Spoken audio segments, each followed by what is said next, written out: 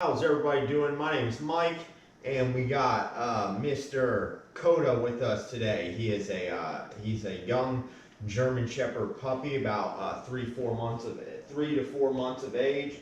We got my dog Roots hanging out behind us. He's doing a downstay. Hey, you see how he just pawed at me? How he just took it? We're getting right into it.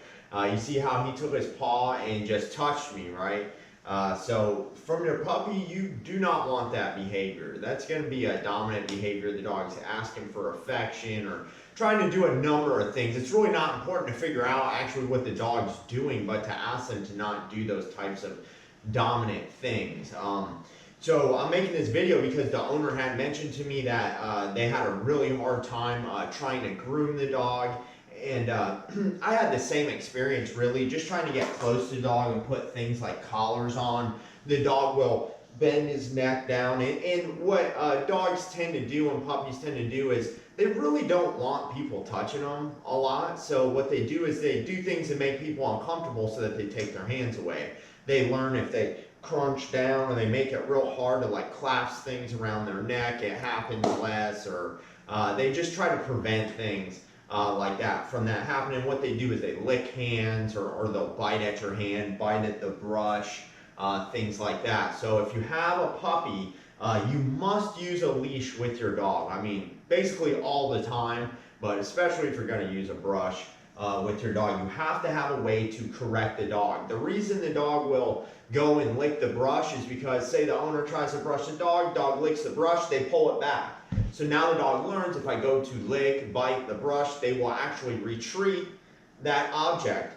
Maybe then the owner says no or something like that, but it has no effect because there's no punishment. Now, the dog goes to bite at the brush, I will try to keep it there or actually move it towards them, and I will correct the dog by tugging on the leash. So using the leash is the secret to being able to groom your dog without them starting to do a bunch of nonsense. And you really want to get this down early with your puppy because it's much easier to control a puppy when they're young. I get calls all the time about dogs that have trouble at the vets, and that's what's going to set you up with your dog to be better at the vets, is doing things like this. So right when I go ahead to start doing this, I go right in, I start brushing, I have my hand on the leash, and I make sure I do it soft for a dog. You know, we don't go in real hard or anything like that. You know, you want to be gentle.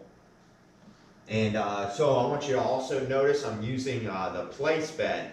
If you don't know what place is, you need to watch some of my other videos. But place is going to allow us to keep the dog in one area without having to struggle with them and then move around and things like that. So that's going to be the other part to doing this with your dog, is having a place bed and having them very well trained so that they stay on it. Good job, buddy. So even take it a step further. Good job, boy. See what he's doing though? Hey, hey. So I say something to him about it, but you see how he's actually covering his paw with his face. Hey. But I'm taking it a step further by doing that with him. I'm kind of doing it for you guys to see. But you can get your dog, you can get your dog okay with this. You just have to use a leash. You have to be ready to correct them, to deter them from doing what you're doing, because they don't understand you're doing something medical for them, and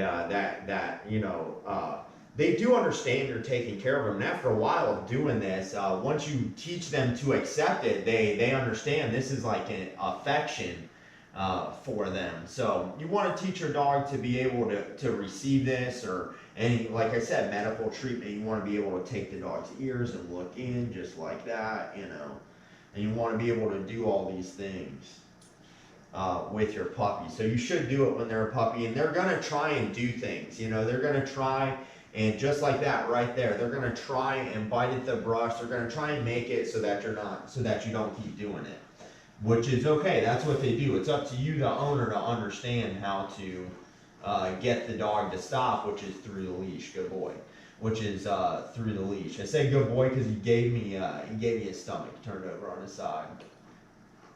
And so I'll just sit here and do this with the dog, and after a while, the dog becomes like this. I've only done this one other time with this dog.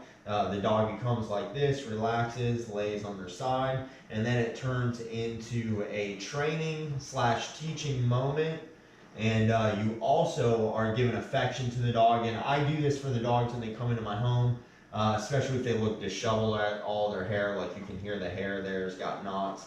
I'll do that for them. It makes them feel better, and it also brings me closer to the dog when I do this. I notice when I do this, I gain a much closer relationship. Also, if you have a dog, you should be brushing them all the time. Look at the hair that just came off this shepherd. So that's why you want to brush them, so that that hair is not just floating off in your home. Hey,